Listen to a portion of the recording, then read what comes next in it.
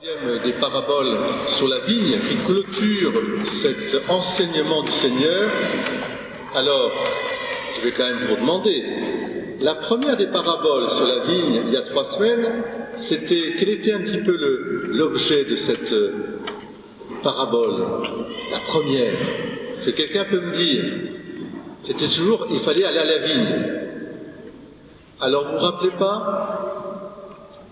C'était les ouvriers de la 11e heure. Ça vous dit quelque chose? Et Jésus terminait en disant, les premiers seront et les derniers, dans une autre réalité, bien sûr, comme chante notre artiste que j'aime bien aussi. Deuxième parabole, c'était dimanche dernier. Toujours il faut aller à la vigne.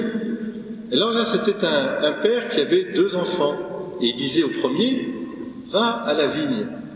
Et le premier a dit non, j'ai pas envie d'y aller. Et puis l'autre disait oui Seigneur, j'irai, mais il n'est pas allé. Alors que celui qui avait dit non au départ, il est allé travailler finalement.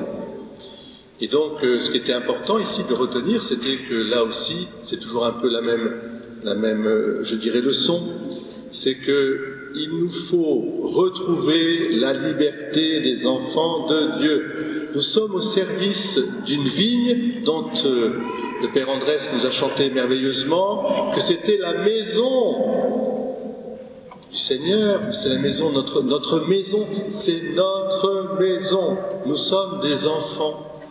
Et alors dans cette 3e parabole, le Seigneur Jésus décrit l'histoire de l'humanité.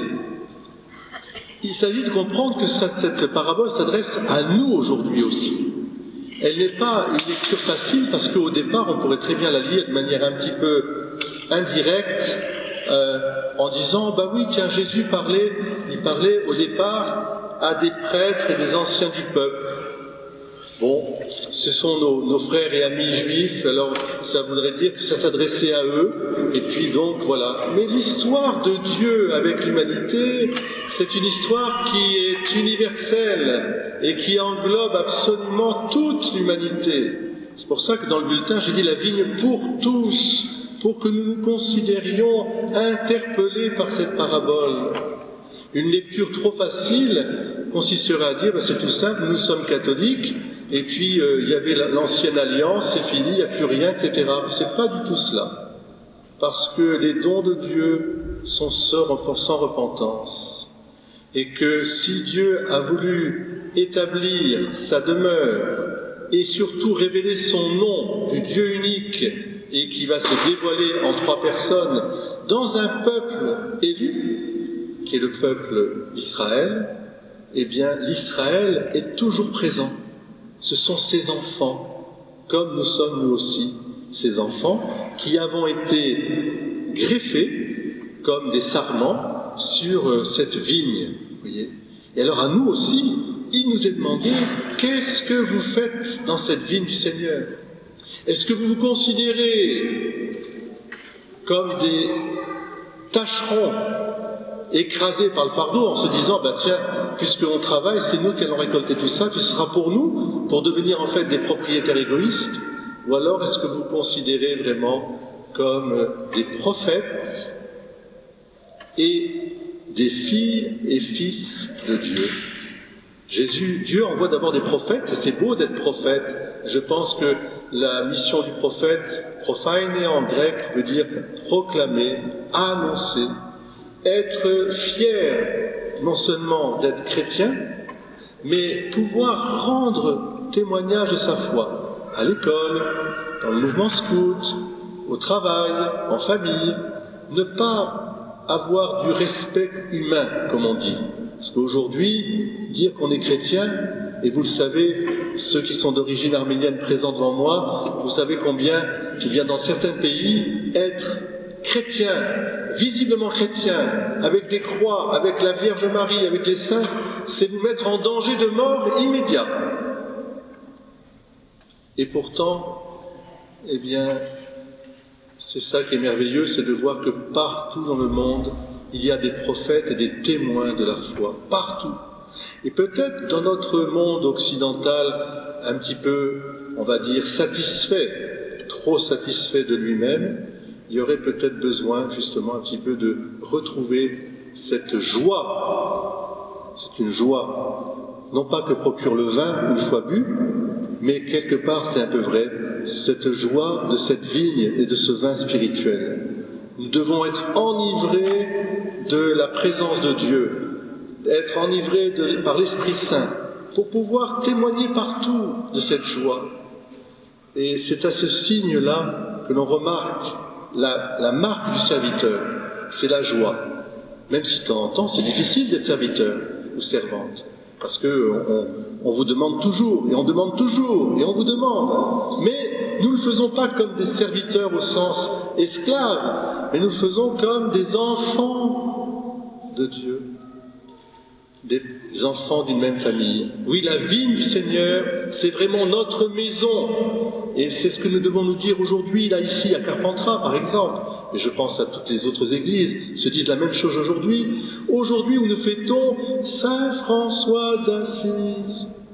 Vous connaissez Saint François d'Assise? Vous connaissez son histoire, les enfants? Alors, est-ce que vous vous rappelez un petit épisode qui est je dirais, au tout début de sa vocation, justement, d'être vraiment travaillé à la vigne du Seigneur? Qu'est-ce qui a été le moteur au départ, en dehors de la pauvreté, etc. Vous savez, vous vous rappelez, il va rencontrer, dans la campagne, magnifique campagne autour de Florence, il va rencontrer, qu'est-ce qu'il va rencontrer? Il va rencontrer, pas le lépreux au départ, le lépreux sera plus tard, mais qu'est-ce qu'il va rencontrer? Il va regarder quelque chose qui est en plein délabrement. Il va rencontrer une chapelle, une église, qui est en train de s'écrouler. Et comme il a le désir profond d'apporter la pierre à son édifice, cette pierre d'angle, il va croire que ce que lui demande le Seigneur au départ, c'est d'être un restaurateur du patrimoine, ce qui est une bonne chose.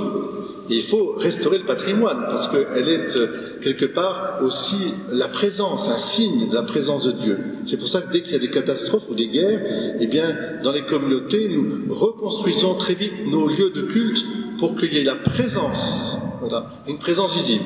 Mais il va comprendre tout de suite que c'est pas ça que lui demande le Seigneur. Ce que lui demande le Seigneur, c'est de réparer les brèches de son Église par un service filial, désintéressé, ouvert, absolument ouvert à tous, complètement, je dirais, d'une liberté évangélique, et qui va faire un bien fou à son époque, qui était comme la nôtre. Il y avait un peu les tièdes, il y avait ceux qui avaient un peu détourné la religion à leur avantage, pour en faire un négoce. Il y avait aussi ceux qui s'en servaient pour des régions politiques, etc., etc. Et lui, il veut retrouver la pureté de l'Évangile, c'est-à-dire le don de soi pour les autres. Alors vous savez, François d'Assise, il va marcher sur les routes, il va prêcher, il va aussi prêcher d'âme pauvreté pour pouvoir justement être totalement à l'écoute de la parole de Dieu. Mais ça n'empêchera pas de connaître lui aussi des épreuves comme son Seigneur, puisque Saint François qui voudra partir de l'autre côté de la Méditerranée pour la paix et pour prêcher aussi la libre circulation des chrétiens, quand il reviendra, il sentira qu'il y a une division qui s'est créée, une brèche qui s'est créée même dans son ordre, et c'est le moment où il partira d'ailleurs, il partira au Mont Averne pour être transfixé, pour recevoir les stigmates de la croix du Christ, pour être configuré au Christ vraiment. Mais ça n'a pas empêché de croire que c'était l'œuvre de Dieu et que Dieu continuerait cette œuvre après lui. Donc il faut être, je dirais, conscient que nous travaillons comme François à la maison de Dieu. La maison ici, la maison dans la nature et la création, la maison aussi, bien sûr, en famille, que nous soyons vraiment, je dirais, configurés au Christ. Et pour cela, nous avons besoin de l'Esprit Saint, de l'Esprit de prière. Celui-là même dont nous a parlé Saint Paul dans la lecture. Frères, ne soyez inquiets de rien, mais en toutes circonstances, priez et suppliez, tout en rendant grâce dans la louange. pour faire connaître à Dieu vos demandes.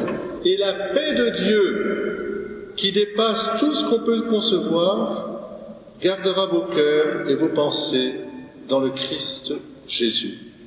Eh bien, aujourd'hui, pour cette fête, j'élèverai en action de grâce le corps et le sang du Christ pour la paix, pour la justice, pour ce peuple arménien martyrisé depuis tant et tant de décennies, de siècles.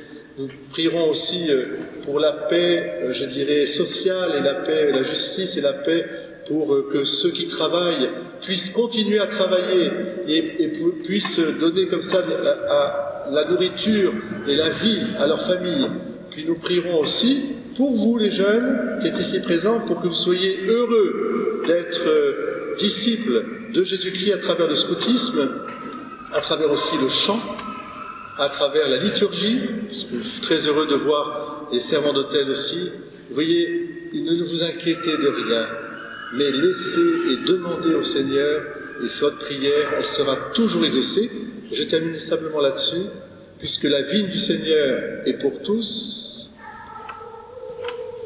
et puisque le vin réjouit le cœur de l'homme, eh bien, je vous demande de ne pas vous laisser voler cette joie, quoi qu'il en soit. Soyez des témoins de la joie de l'Évangile. Amen.